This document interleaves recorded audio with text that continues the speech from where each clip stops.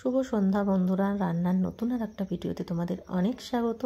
তো দেখো এখানে কি কি কেটে নিয়েছি। ধনেপাতা, পেঁয়াজ, রসুন, কাঁচা লঙ্কা, আলু। একদম আলুটা ঝিরিঝিরি করে কুচাতে হবে। আর নিয়ে নিয়েছি একটা সেদ্ধ ডিম।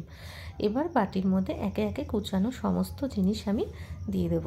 তো বন্ধুরা, এই যে রেসিপিটা তোমাদের সঙ্গে শেয়ার করছি, এই রেসিপিটা যদি তোমরা ট্রাই না করো না, মানে বুঝতে পারবে না যে স্বাদটা কীরকম। তোমরা সন্ধেবেলায় হঠাৎ বাড়িতে কেউ এলো, কিছু নেই, একটা ডিম থাকলেই যথেষ্ট, সেদ্ধ করে নিলেই এটা করে নেওয়া যাবে। তো আর এই সব জিনিস যেগুলো, এই যে আলু পেঁয়াজ, এইসব তো ঘরেই থাকে, তো কোনো সমস্যাই নেই। যাই হোক, এখানে যা যা মশলা দিলাম দেখো, নুন দিলাম, হলুদ দিলাম, লঙ্কার গুঁড়ো দিয়ে নিলাম, কুচানো জিনিস তো সব দিয়েই দিয়েছি। এরপরে দেবো 1 চামচ, ছোটো চামচের 1 চামচ দিয়েছি জিরের গুঁড়ো, 1 চামচ ধনের গুঁড়ো। আর এটা রোস্ট করা জিরে করা ছিল, জিরেটা গুঁড়ো করেছিলাম যখন, সেটাকে চুড়োটাকে শুকনো কাঠখোলায় ভেজে নেওয়া ছিল, ঠিক আছে, তার জন্য টেস্টটা আর একটু বেশি হয়। আর দিয়ে নিয়েছি 4 চামচ বেসন, দিয়ে ওটা ভালো করে মেখে প্রায় আধ ঘন্টা মতন রেখে দিতে হবে। এরপর ডিম সেদ্ধটাকে এইভাবে পিস পিস করে কেটে নিতে হবে গোল গোল করে।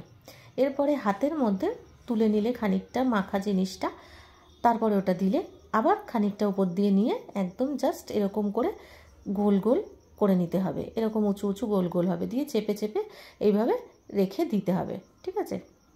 দিয়ে একটা প্লেটের মধ্যে রেখে দেবে। এটা এক এক করে কিন্তু সবগুলো করে নিতে হবে, যতগুলো ডিমের টুকরো। এখানে তোমরা একটা ডিমের জায়গায় 2টো ডিম 3টে ডিম, যতজন লোক হবে সেই অনুযায়ী করবে। এইবার তোমার কড়াইয়ের মধ্যে নিয়ে নিতে হবে তেল, সাদা তেল। তো তোমরা সর্ষের তেলেও ভেজে খেতে পারো, কোনো সমস্যা নেই। আমি সাদা তেলে এটা ভেজেছি। তেলটা কিন্তু পুরো গরম হতে হবে, একদম হাই ফ্লেমে আগে তেলটাকে গরম করে নিতে হবে। আর এবার একটা আমি প্লেটের মধ্যে নিয়ে নিয়েছি ময়দা। এবার তোমরা ময়দার জায়গায় যেটা দেবে সেটা হচ্ছে অ্যারারুটও দিতে পারো, মানে দেবে মানে যেটা ইচ্ছা, ময়দাও দিতে পারো, অ্যারারুটও দিতে পারো। আমার অ্যারারুট ছিল না, তাই ময়দা দিয়েছি।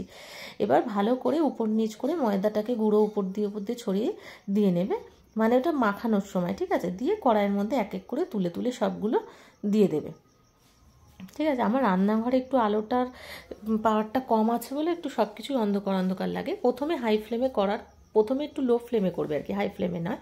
প্রথমে লো ফ্লেমে খানিকক্ষণ এটা ভাজা করে নেবে, উল্টে পাল্টে ভেজে নেবে। তারপর যখন দেখবে যে অনেকটা বেশ ভাজা হয়ে গেছে, তারপরে ফ্লেমটাকে মানে হাই করে দেবে, দিয়ে তারপরে ভাজবে। এবার যতক্ষণ না এরকম কড়া কড়া লাল লাল ভাজা হবে একদম পকোড়ার মতন, ততক্ষণ এটা ভেজে যেতে হবে।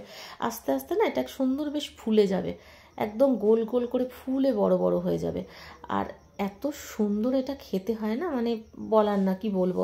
তোমরা এটা শুধু খেতে পারো সস স্যালাডের সাথে, আবার তোমরা ডাল ভাতের সাথেও খেতে পারো, মানে ভাতের সঙ্গে যে পকোড়া খায় না অনেক সময় বড়া টড়াটা, সেরকম খেতে পারো। এটা কিন্তু অসাধারণ একটা রেসিপি, অবশ্যই তোমরা এটা ট্রাই করবে এবং জানাবে আমাকে।